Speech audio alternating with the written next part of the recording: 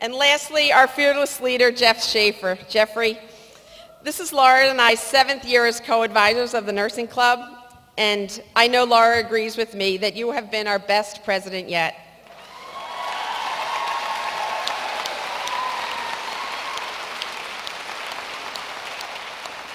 He recruited guest speakers at every meeting, one of whom was our Vice President Miller. Thank you again, Dr. Miller. Every speaker was interesting to both the freshmen and sophomore students, which can be tough to find somebody who is interesting to both groups. In fact, our last meeting, he even invited the incoming freshmen, which I thought was a great idea, and we had a wonderful turnout, and it was fun for our new upcoming class to see what the Nursing Club is all about.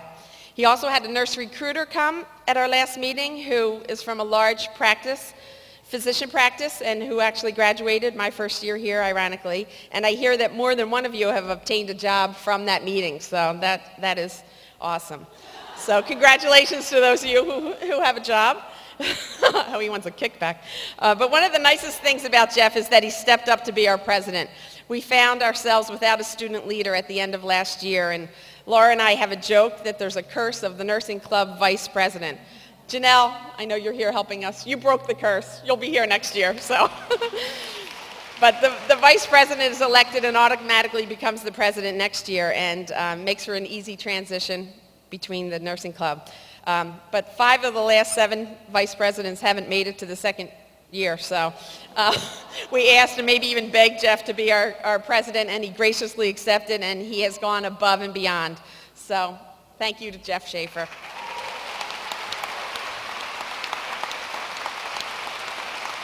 And Jeff is actually our next speaker, too. Oh.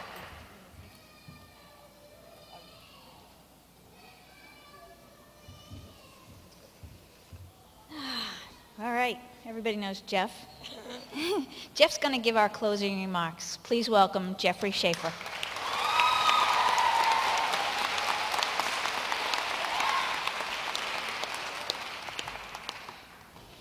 Hi, everybody. All right, I get situated here. Hello, honored dignitaries, faculty, staff, friends and family, people on the internet. Is that a high-definition camera or what? It's crazy. And the Cape Cod Community College Nursing Program, class of 2014.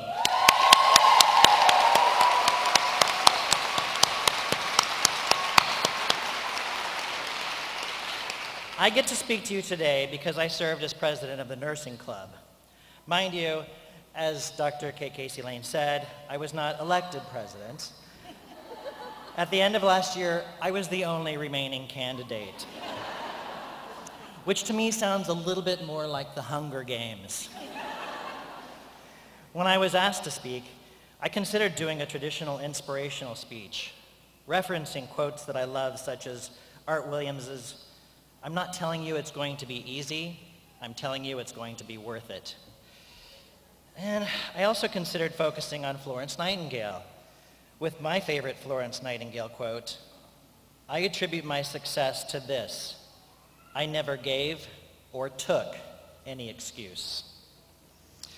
Well, as I was thinking, those didn't really fit my personality, as you know. I'm a little off the beaten path. And I started thinking about it, and the stress of coming up with a plan really began to multiply. I just feel that I'm thinking, what approach do I take? Do I have to provide references in the APA format?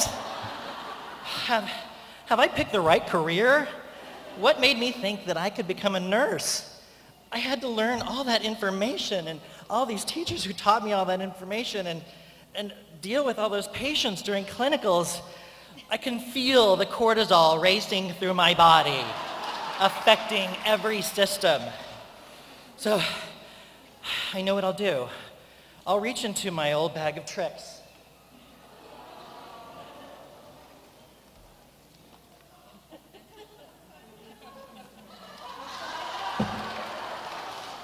There's gotta be something in here I can use.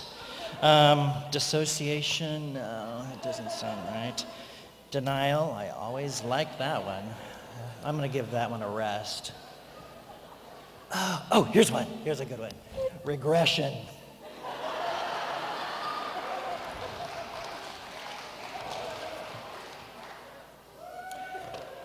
So, as a kid, it always made me feel better when I read Winnie the Pooh by A.A. Milne. So I'm just gonna go out and I'm gonna do that. It's gonna make me feel better. So, Rabbit's clever, said Pooh thoughtfully. Yes, said Piglet, Rabbit's clever. Andy has brain. Yes, said Piglet, Rabbit has brain. There was a long silence. I suppose, said Pooh, that's why he never understands anything. So I was thinking about that, and I remember prepping for the first lab that we had, and I was making flashcards for bed making.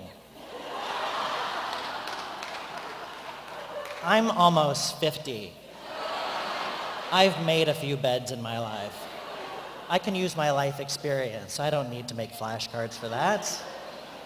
All right, next one here. Owl explained about the necessary dorsal muscles.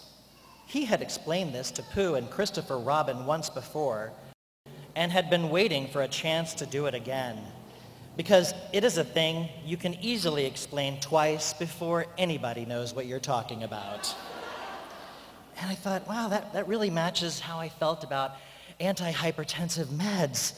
There were so many, and they affected so many different things. And so then I realized, after I reviewed it a few times, that I could do it. I'm all right with that. I can understand that. I don't feel much like Pooh today, said Pooh. There, said Piglet.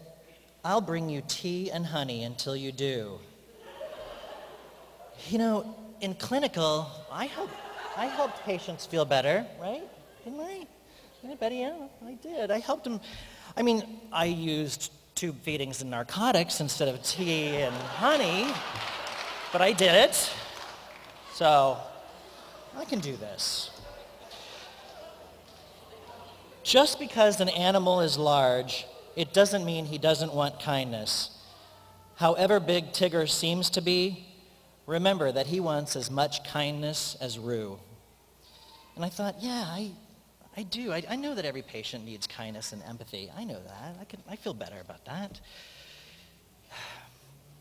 Don't underestimate the value of doing nothing, of just going along, listening to the things that you can't hear, and not bothering.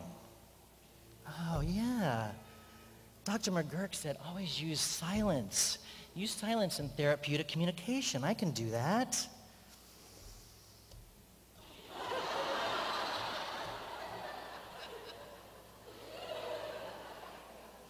Oh, sorry. Yeah, I'm feeling a lot better. So I guess I really have learned a lot. I think I am more confident, and I know I can do these things. I guess I don't need this regression, and I don't need these anymore. So I'd like to give these two Pooh Bears to our nursing club advisors, Dr. Kate Casey Lane and Dr. Laura Seabury. And I want to thank them for all their hard work. And I hope it will remind them how much our class appreciates them. When I entered grade school, my mother went to nursing school. She's watching. Hi. She began working in an emergency department in Indianapolis. I would go there after school and do my homework in the lounge. And it was there that she met the man who would become my father. Together, they would teach me about respect, empathy, and patience while maintaining a healthy dose of humor. Also, when I was in my 20s, I had a couple of very close friends, Matt and Mike. This may be difficult to believe, but we were a little bit of a sarcastic bunch. We were never very serious. Mike was 30 years old, and he was dying. Matt and I cared for Mike as his health declined. Matt, who is still my best friend, made us sit down with Mike before dementia took him over again and tell him how much we loved him and how much we would miss him. I didn't think I could do it. but we did. And to this day, I am grateful to be given that opportunity. When my father's health began to decline 2 years ago, I was able to sit down with him and express how much I loved him and how much I would miss him. I miss Mike and Dad every day. I want to dedicate this speech to my best friends, Matt Nordberg and Mike Miller, and to my parents, Dr. Edward Schaffer and Mary Jo Schaffer, RN. For them. Promise me that you will never forget me, because if I thought you would, I'd never leave. And to my fellow graduates, promise me that you'll always remember you're braver than you believe, you're stronger than you seem, and you're smarter than you think.